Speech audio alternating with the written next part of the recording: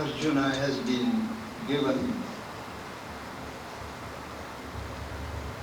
a detailed instruction regarding the way of works he is to follow. He has been explained the implications of the spirit of sacrifice which he is to bring to bear on the situation. He has been brought to appreciate the necessity of works in the spirit of sacrifice, knowledge of the principles involved, and the necessity of the spirit of devotion developing into love. Whole chapters have been devoted to an exposition of the growth of devotion in the seeker. At that time of Lord Krishna and the Gita, devotion had not yet been turned into a science, as it was turned later in the Vaishnava school. The various precise stages through which it has to pass through, the various ways of expression, but there is more a spontaneous flow.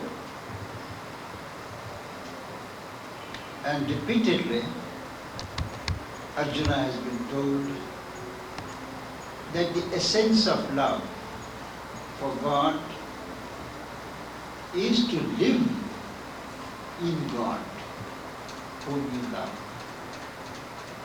It's not so much the way you express the terms in which you speak to God, but how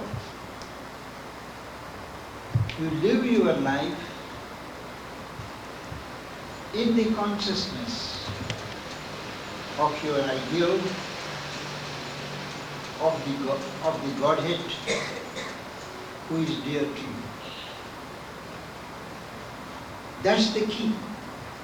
The key of this triple path is one of loving self-surrender. There is no element of self-deprivation, no ascetic note, but a joyous movement of giving oneself in all the parts of the being, not merely in the heart, which is the originating center, but all the parts of being. So this integrality of the spirit of devotion is underlined in order that Arjuna may be inspired to work and fight in what we may call Krishna consciousness. Arjuna has heard all the instructions of the Master, and intelligently he is a representative of humanity. He wants to know what exactly is the relation between the field of action, between nature, Prakriti, and the Purusha, the soul, because he has been exposed to a double interpretation of nature, for instance. There is the lower nature, Prakriti as we call it, and there is a higher nature. And the higher nature is a power of Brahman, is a power of the Purushottama. Similarly, speaking of the Purusha, the master, the one who enjoys nature, who receives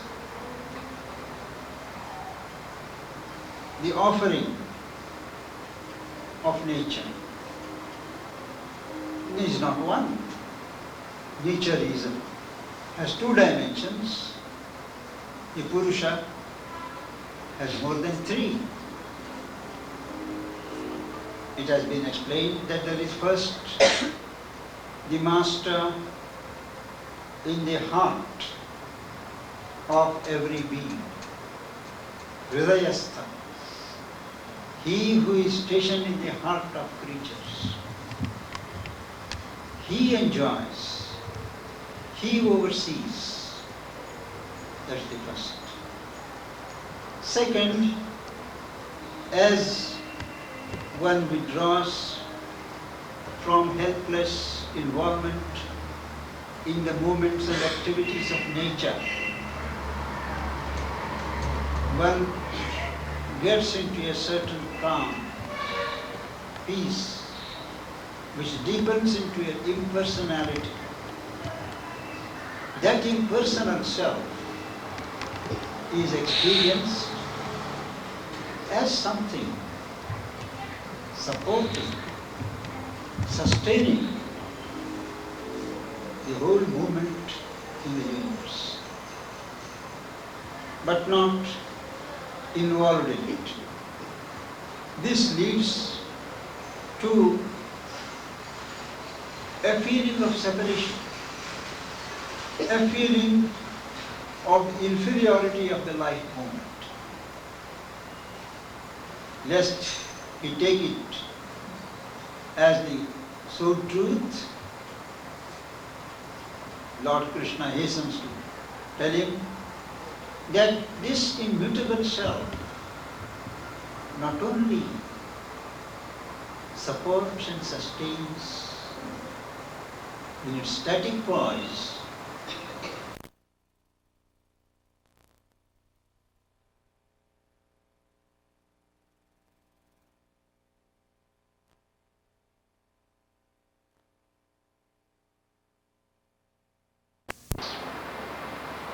it becomes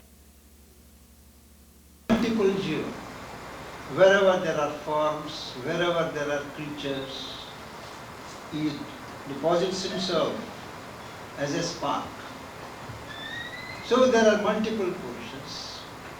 The Prakriti or the immutable Brahma becomes the multiple jiva and participates in the creation. And that's not everything.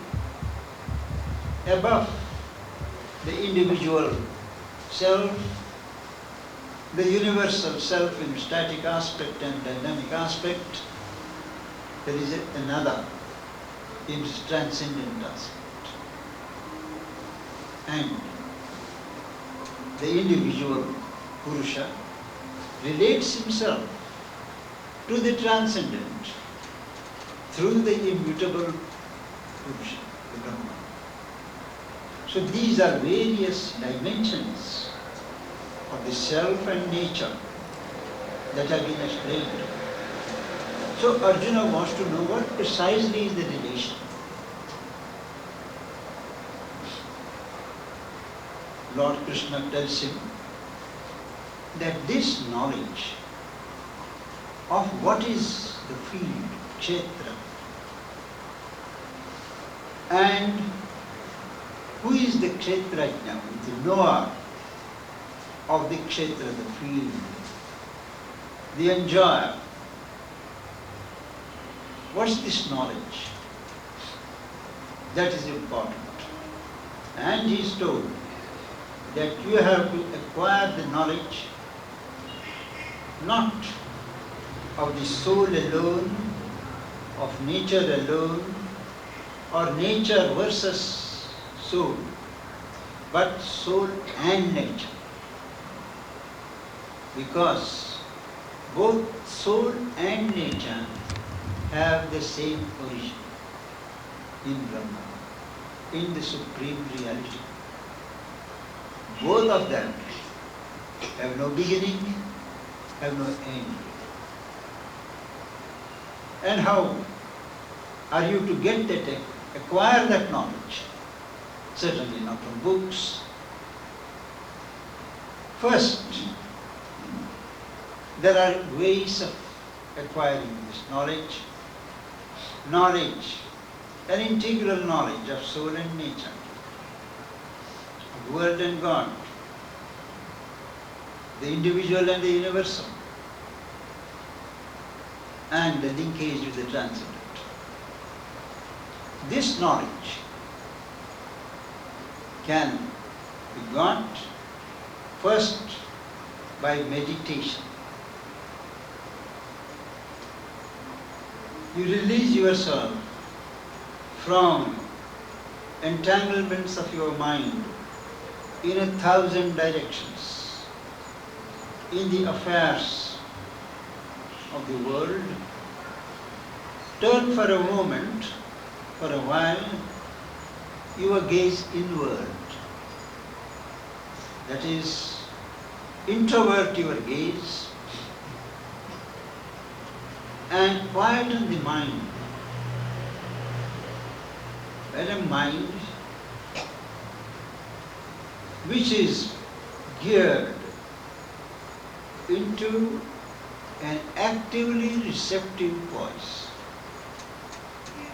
in a meditation of this kind, which is intended to acquire or receive knowledge, it can't be a passive meditation. Silence, quietude to begin with. But side by side, there has to be a seeking. There has to be an aspiration, a surrendered aspiration.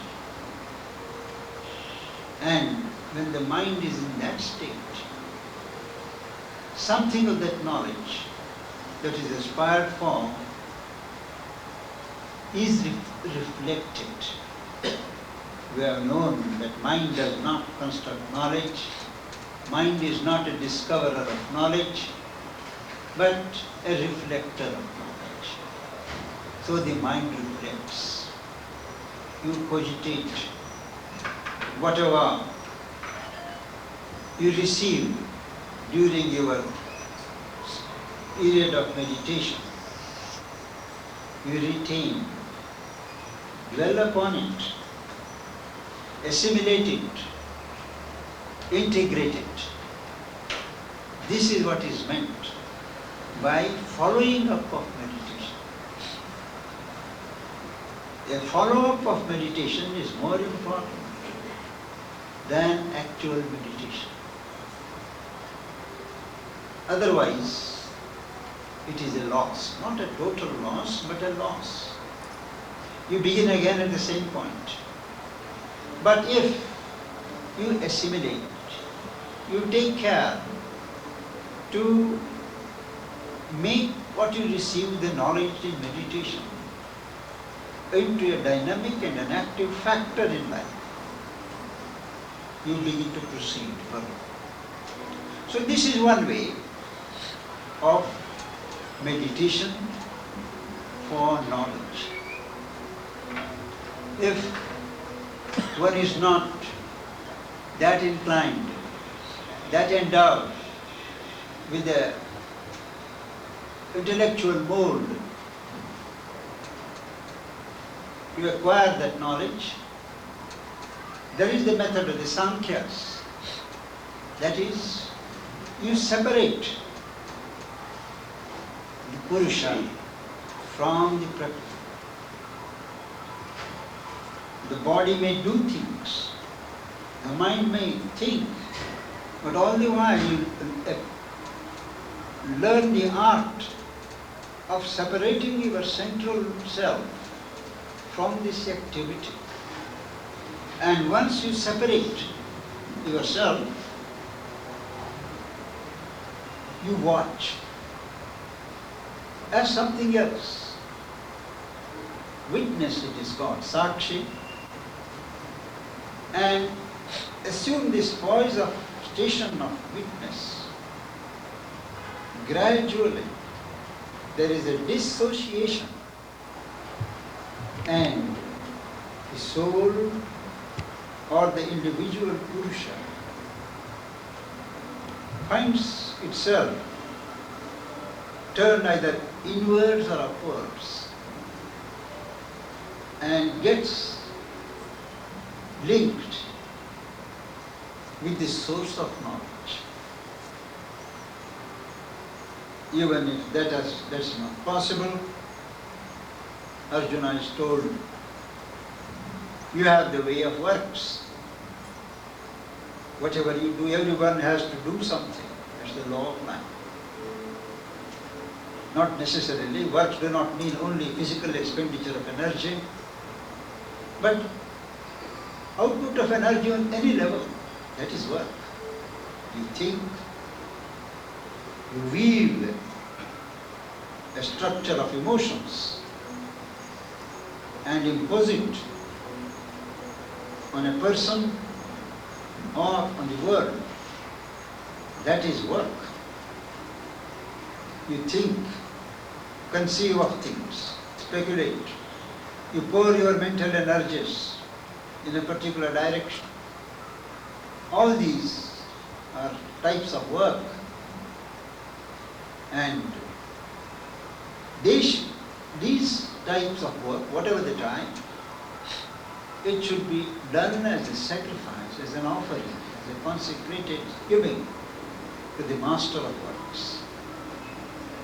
And here, Sri Aurobindo points out again and again, and the mother affirms that it is not an actual work, the output of work, the quantity that you turn out, that is important, but the spirit, the attitude with which we approach the work. Whether you do it as a duty, which has somehow to be done, or you look upon work as a means of asserting yourself, your ego, your sense of acquiring power, dominion, influence, or you welcome it as a privilege, as an opportunity to let your being and energy flow toward the Lord through the instrumentation of activity. That's important. So if one succeeds in having the right attitude, does the work in the right spirit of consecration, that opens the door for an identification with the Master of the being.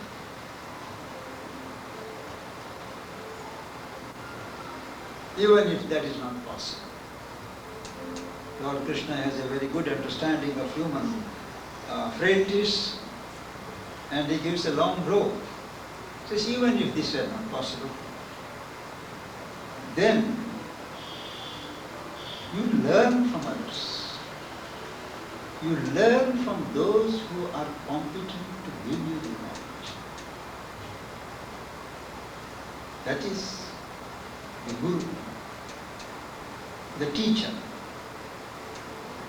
If you are so fortunate as to be near a teacher who is in possession of that knowledge, and what is more important, who can transmit that knowledge to you, not mentally, but through his consciousness.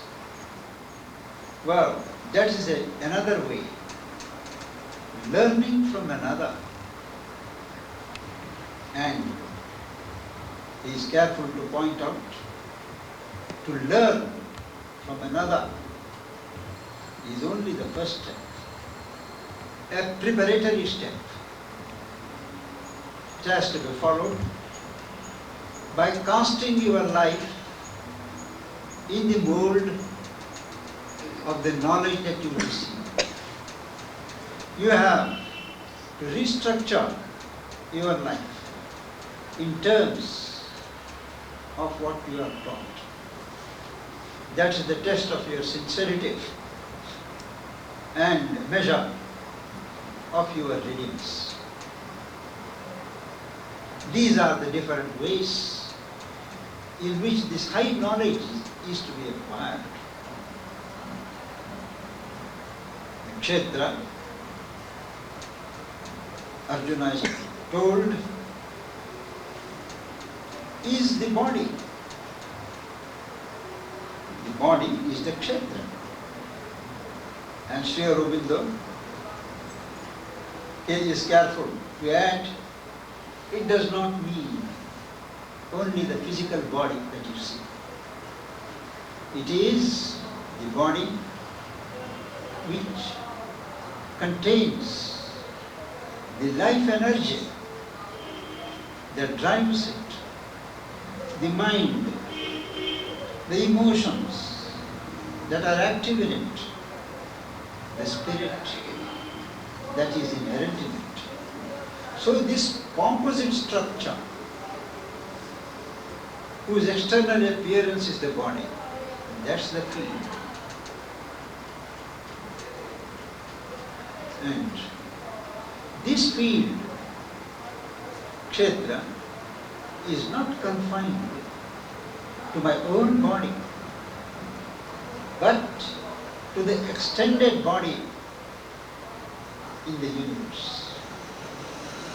The universal Kshetra and the personal Kshetra are really one. As long as you live at the surface, caught up in the superficials,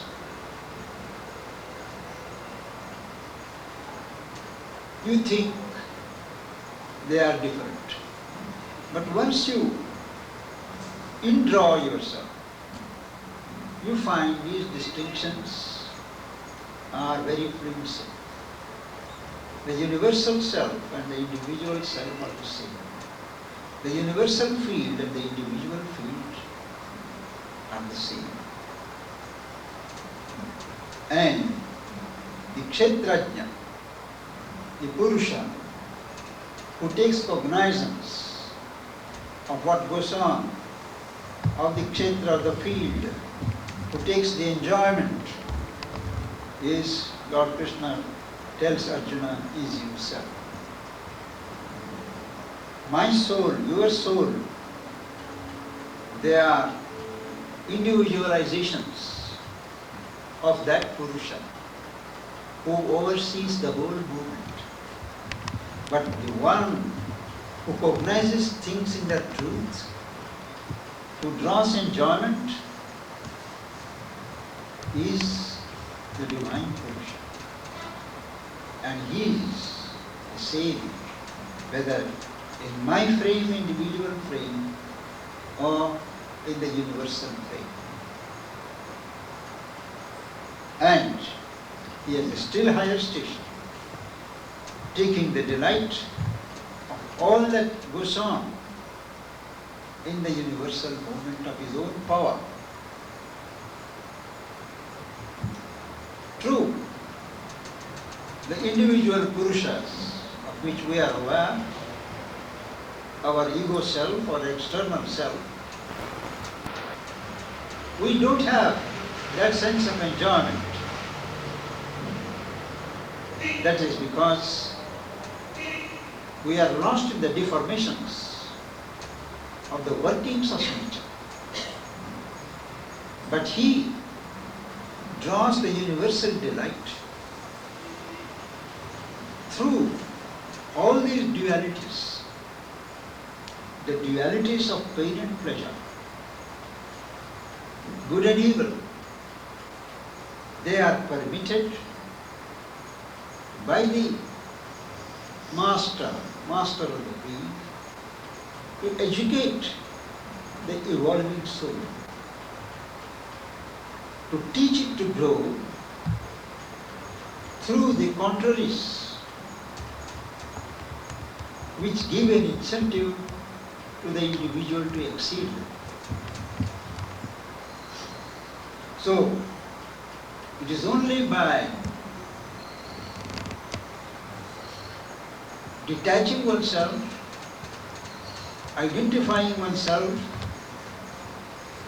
with the overseeing Purusha, that one can truly participate in the cosmic enjoyment of nature.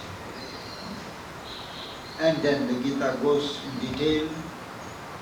We explain what does this field, Prakriti, Kshetra consist of. It follows the Sankhyan analysis, the unconscious, the great and the impersonal energy, Mahat, and then the Ahankara, the ego sense, then the 10 Indriyas, Jnana Indriyas and Karma Indriyas, the objects of the senses, a consciousness that informs the whole movement, buddhi, understanding, the mind, the head sense, all these usual scientific Sankhyan classification of the constituents of nature, they are described.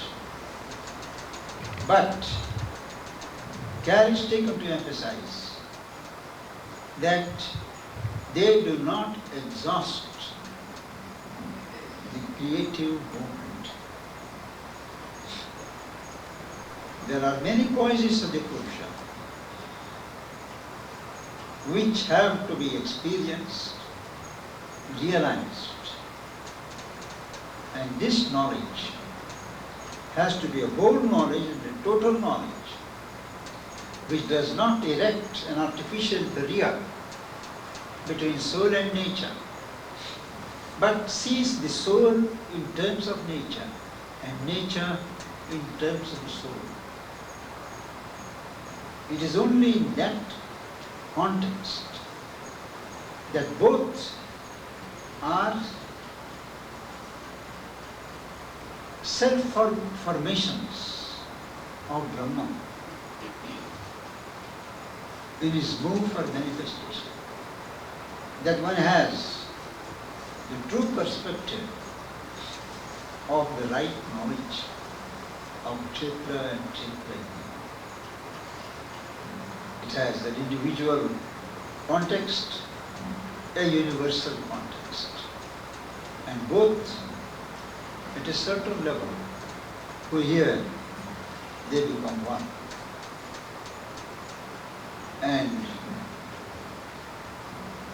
knowledge of any movement, any one movement or any one aspect is a limited knowledge, and to that extent it is prone to error. And knowledge has to grow, and a knowledge can, in rare cases, grow by itself on the urge of the soul, on the urge of the spirit within. Knowledge will reveal itself. That also is possible in very rare cases, without external help, without meditative exercises, without Sankhyan analysis. Knowledge may just flow itself. I suppose that is a culmination of an effort that has been put in one of the previous lives. Because we have seen our one life is not everything. There is a long chain of lives earlier, even as there is an unlimited future, with a choice to us to participate in it or to withdraw from it. That choice is given to each individual soul. And that is where we stop for today.